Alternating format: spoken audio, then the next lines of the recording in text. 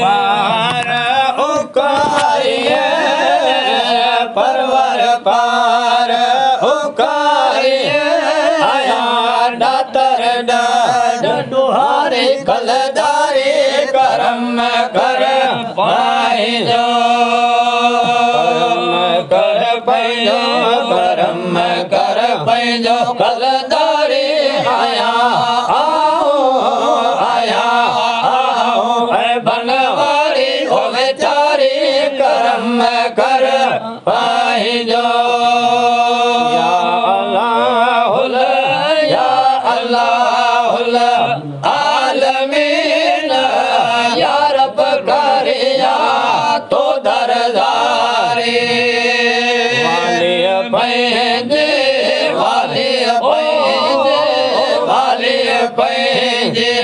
वाट खा वाले पैंजे वाट खाया वाज जगी मवे तारी खलदारी करम कर पैंजो करम कर पैंजो खलदारी आया बनवारी ओ बेचारी करम कर पाएजो बेड़ी उकार बाज साजिया नूह नबिया जे तो रब तारी बुढ़ल खे कट बुढ़ल बुढ़ल के बार कट बुढ़ल के बार जिया मजा कुन कहारी कलदारी करम कर पैजो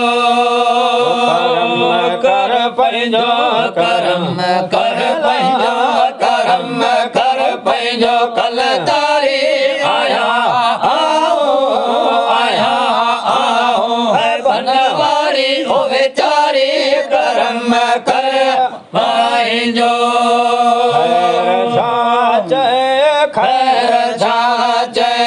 खैर साजिया भोला कर का मेर मुतारी पेरा दे पेरिया रसूल जे पेरा दे पेरिया रसूल जे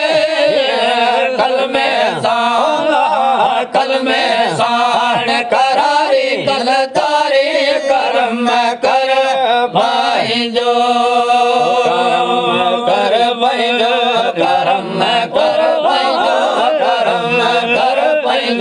करम कर पैंजो कलदारी आया बनवारी ओ बेचारी करम कर पैंजो कर मुझी दुआ मकबूल कर मालिक दुआ आए सवाल तो सरकार में आए सवाल तो सरकार में खैरुल वरा नामे खुदा रख ख्याल पानी बार में रख ख्याल पानी बार में जमात जो बदू सब माफ कर मेरू मधु सब माफ कर मेरू मधु सिया अंदर जे के सजू सिया अंदर जे के सजू उछले विदो आड़ा में उछले विदो आड़ा में खैरुल वरा नामे खुदा रख ख्याल पानी बार में रख ख्याल पानी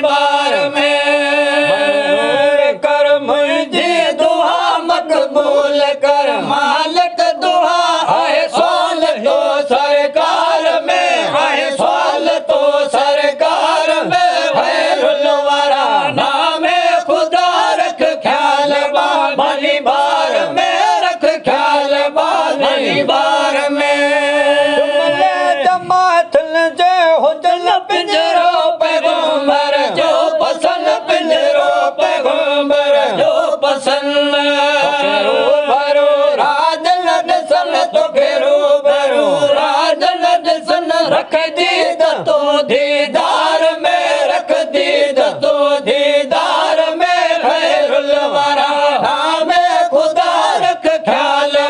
भली बार में रख ख्याल भली बार में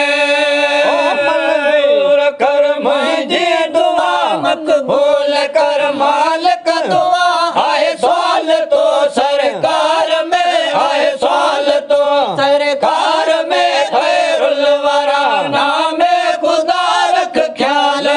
भली बार में रख ख्याल भली बार में बेवस आए बंदो स्वाली आए तो दर संदो स्वाली आए तो दर संदो कर्म ते करो बोठे कर्म ते करो आए बिठो दरबार में आए बिठो दरबार में खैरुल वरा नाम खुदा रख ख्याल भली बार में रख ख्याल भली बार में कर मुझे दुआ मकबूल कर मालिक दुआ आए सवाल तो सरकार में आए सवाल तो सरकार में खैरुल वरा नाम खुदा रख ख्याल भली बार में रख ख्याल भली